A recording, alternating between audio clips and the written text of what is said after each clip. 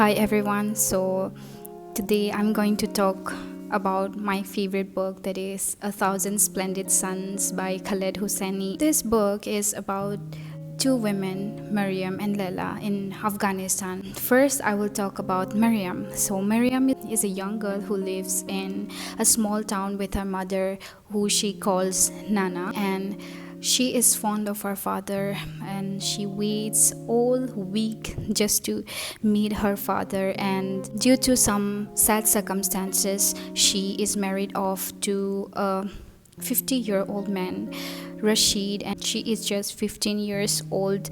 And I think her journey in the story is so strong and powerful to me. And Mariam in this book symbolizes strength, according to me. So let me read one of my most, not just one, many of my favorite quotes from this book for Mariam. This quote is said by Nana to Mariam. It is, "Learn this now and learn it well, my daughter. Like a compass needle that points north, a man's accusing finger always finds a woman. Always you remember that, Mariam." And I have another one that is also said by Nana to Mariam. "A man's heart is a wretched, wretched thing, Mariam.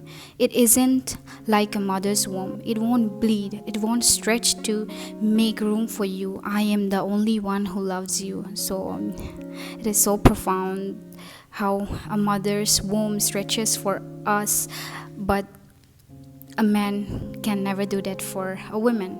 So this quote simply cuts deep into my heart. Mariam and Laila's life intersect when Laila is offered to marry Mariam's husband. So basically, they are enemies at first, as given that they are the sultans. So, but later on, they form this beautiful, so profound bond, so unbreakable, like a mother and a daughter. Because when Laila is married to Rashid, she is 14 years old, and Mariam is much, much older than Laila. So their bond was very, very touching. They struggle a lot together because their husband is very, very abusive, and Mariam cannot bear children, but Laila has two children, a girl and a boy, Aziza and Zalmai. And but years later, when the Taliban's take over Afghanistan, their family struggles with starvation. They barely get one meal at a time. It was extremely difficult times for them. So Taliban announces a set of rules for men and women in that time. So I would like to read the rules that Taliban suddenly announced for them. "Attention women, you will stay inside your homes at all times. It is not proper for women to wander aimlessly about the streets. If you go outside, you must be accompanied by a mahram, a male relative. If you are caught alone on the street, you will be beaten and sent home. You will not, under any circumstance, show your face. You will cover with burqa when outside. If you do not, you will be severely beaten. Cosmetics are forbidden. Jewelry is forbidden. You will not wear charming clothes. You will not speak unless spoken to. You will not make eye contact with men. You will not laugh in public. If you do, you will be beaten. You will not paint your nails. If you do, you will lose your finger. Girls are forbidden from attending school. All schools for girls will be closed immediately. Women are forbidden from working. If you are found guilty of adultery, you will be stoned to death. Listen, listen well, obey."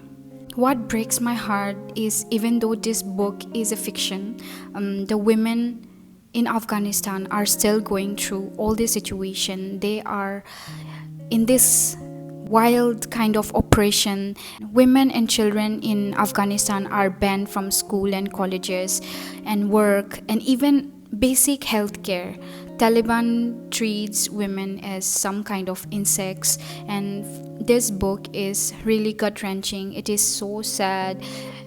I cried so much while I was reading this book. I don't think so. I have cried so much after reading a book. My heart goes out for all the women in Afghanistan. I don't think so. We can even imagine ourselves in the kind of situation that they are in. We take everything for granted in our lives.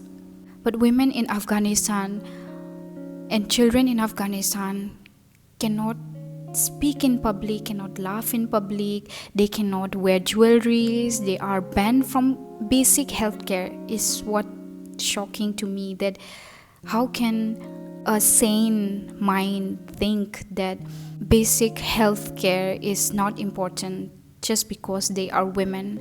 And this book was really, really frustrating at times. It was very sad. I cried and it made me angry at times. Yeah, so this book is one of the books that I will carry for the rest of my life in my heart, because I know that this is just a fiction but also a reality for millions of women there in Afghanistan. It's really sad. And let's talk about Khaled Hosseini, the author of this book. Khaled Hosseini, the man that he is, how he has described this story and struggles of the people in Afghanistan is commendable. And I think I have never been more curious about Afghanistan than while reading this book. He is simply one of my favorite authors at this point. I would really ask all of you to please read this book. Everyone should read this book. Literally have changed my perspective on so many things.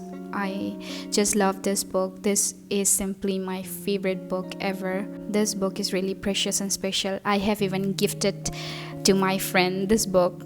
All my friends know that how much I love this book. Ever since I have read this book, I don't think so I have stopped mentioning this book ever in front of my friends. I love this book. I love this book.